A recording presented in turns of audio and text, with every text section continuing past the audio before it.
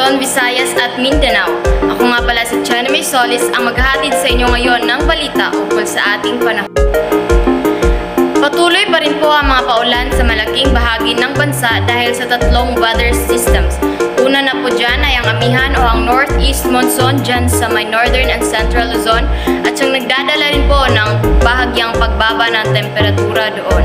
Meron naman tayong tinatawag na shear line o yung linya kung saan nagtatagpo ang malamig na hanging amihan at mainit na hangin galing sa silangan. Dyan po yan sa may malaking bahagi ng southern Luzon. At dito naman sa may Visayas at Mindanao, andyan pa rin ang Intertropical Convergence Zone o ITCZ. Ito naman yung linya kung saan nagtatagpo ang hangin from the northern and southern hemisphere. Aasahan pa rin po ang minsang malalakas na mga paulan at sa malaking bahagi ng Eastern Visayas, Caraga Region at mga nearby areas. At base naman sa ating latest satellite animation, wala po tayong namamata na bagyo na nakapaligid sa ating bansa at papasok hanggang weekend. Ngayong araw po asahan pa rin ang makulimlim na panahon sa malaking bahagi ng Northern and Central Luzon, kabilang na dyan ang Cagayan Valley, Cordillera, Administrative Region at lalawigan po ng Aurora. Sasamahan din yan ang mahina hanggang katamtaman ng mga pagulan dahil sa northeast monsoon o ng amihan.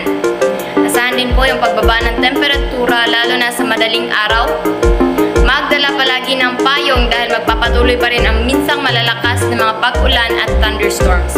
Epekto po yan ng shear line o yung banggaan ng malamig at mainit na hangin. Ang temperatura naman natin dyan ay nasa 26 to 30 degrees Celsius. Sa ating mga kababayan naman po sa Palawan at sa Western Visayas, particular sa Panay Island, asahan pa rin ang bahagyang maulap na kalangitan at sasamahan din niya ng mataas na tansya ng mga pag-ulan at mga thunderstorms pagsapit ng tanghali hanggang sa gabi. Sa ating mga kababayan po dyan sa Negros Island Region, Central Visayas at sa may Eastern Visayas, asahan din po ang kalat-kalat ng mga pag-ulan at thunderstorm. Epekto po yan ng Intertropical Convergence Zone. Possible yung moderate to heavy rainfall dyan sa may areas ng Eastern Samar, Leyte and Southern Leyte. Kaya mag-ingat po sa posibleng pagbaha at pagbuho ng lupa.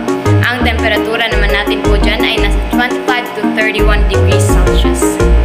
At sa ating mga kababayan dito po sa Mindanao, ay patuloy pa rin ang epekto ng Intertropical Convergence Zone.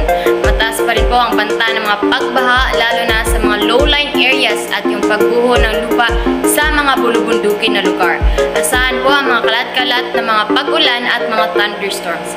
Kaya lagi mag-antabay sa ating mga rainfall advisories and heavy rainfall warnings, lalo na po sa mga areas ng Surigao and Dinagat Islands. Ang temperatura naman po natin dyan ay nasa 30 to 33 degrees Celsius.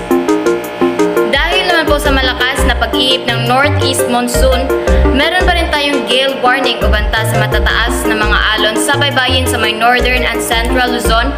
Diyan din po sa Batanes, Ilocos Norte, Northern Ilocos Sur, Cagayan, Isabela at Northern Aurora. Yan po ay aabot hanggang 4.5 meter o kasing taas ng 1.5 gusali, palapag ng gusali. Kaya lagi po tayong mag-iingat.